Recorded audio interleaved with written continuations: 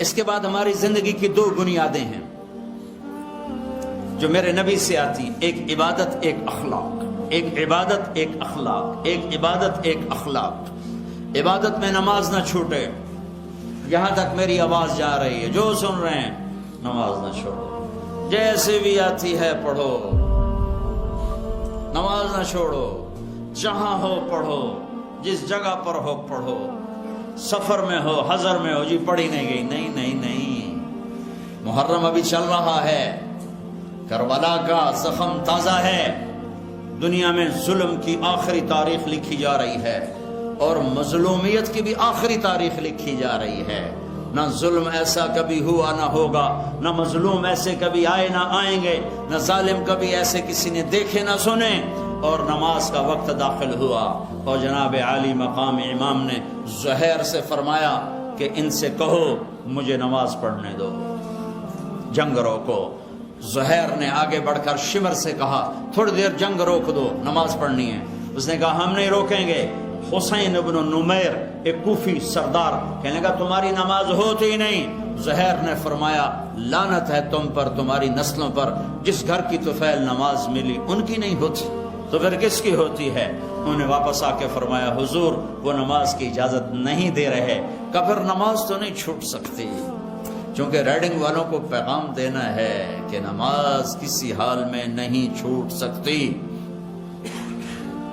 پوری امت کو اللہ کی قسم حسین نماز نہ پڑھتے کوئی فرق نہیں پڑنا تھا، ان کی ذات تک۔ ان 72 یہ جنگ سے تھوڑی دیر پہلے آنکھ لگ گئی، بیٹھے بیٹھے آنکھ کھلی تو ہنسنے لگے۔ تو بہن زینب نے پوچھا، حضرت علی کی فصاحت بیٹی کو ملی، حضرت علی کی فصاحت بیٹی کو ملی زینب کو۔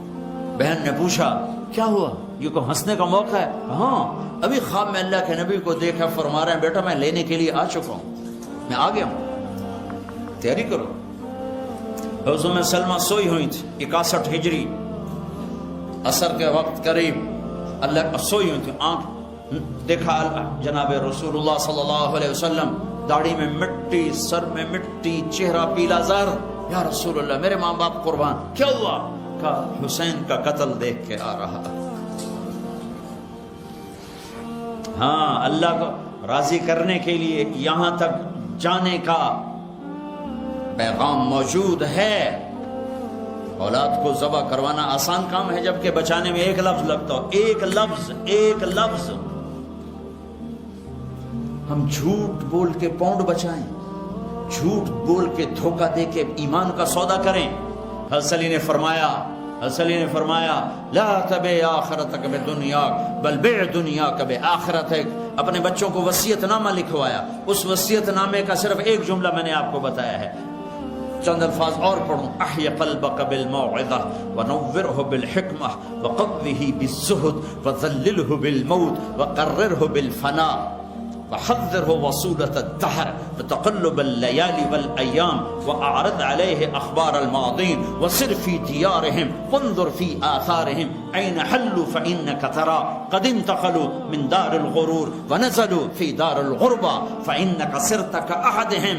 اب میں آخر جملے کا ترجمہ کرتا ہوں، پہلا صرف اس کی چاشنی اتنی تھی، آپ اس کا مٹھاس لیتے رہو، ترجمہ بے شک نہ پتہ ہو۔ فلا تبع آخرتک بالدنیا، میرے بچوں ایک دن ایسا آئے گا، ایک طرف آخرت ہوگی ایک طرف دنیا ہوگی، آخرت بچاؤ تو دنیا جاتی ہے، دنیا بچاؤ تو آخرت جاتی ہے، تو آخرت کو بچا لینا، دنیا کو جانے دینا۔ ولا تبع دنیاک ولا تبع آخرتک بدنیا بع دنیاک بآخرتک ولا تبع آخرتک بدنیا۔ دنیا چھوڑنی پڑے چھوڑ دینا، چونکہ موت چھوڑا دیتی ہے، آخرت نہ چھوڑنا، آخرت نہ چھوڑنا۔ باپ کی وصیت کو پانی پلایا جا رہا ہے، ایک بول پہ ساری نسل بچ سکتی ہے۔ جان بچانے کے لیے تو کلمہ کفر بھی جائز، وہ کلمہ کفر تو نہیں تھا یزید کی بیعت کرتا، لیکن ابو بکر بن علی وہ سر اڑا، حضرت علی کے حسین کے بھائی حضرت علی کی دوسری بیویوں سے، محمد بن علی وہ سر اڑا، عثمان بن علی وہ سر اڑا، عباس بن علی وہ سر اڑا۔ 4 بھائی تو پہلے سر اڑوا کے گئے، 5واں حسین کا سر اڑا ہے۔ حسن کے بیٹے قاسم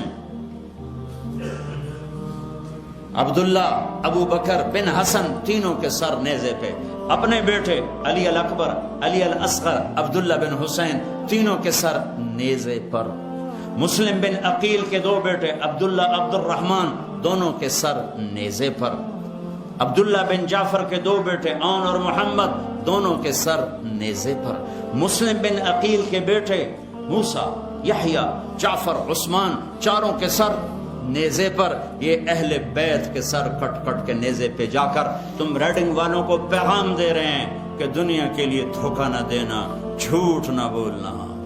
کاغذات بنانے کے لیے ہمارے پاکستانی انڈین کتنا جھوٹ بول رہے ہیں، کتنے دھوکے کر رہے ہیں، کتنی یہاں کی لڑکیوں سے فراڈ کی پیپر شادیاں کر کے کاغذات بنانا چاہتے ہیں، ٹیکس بچانے کے لیے کتنا جھوٹ بول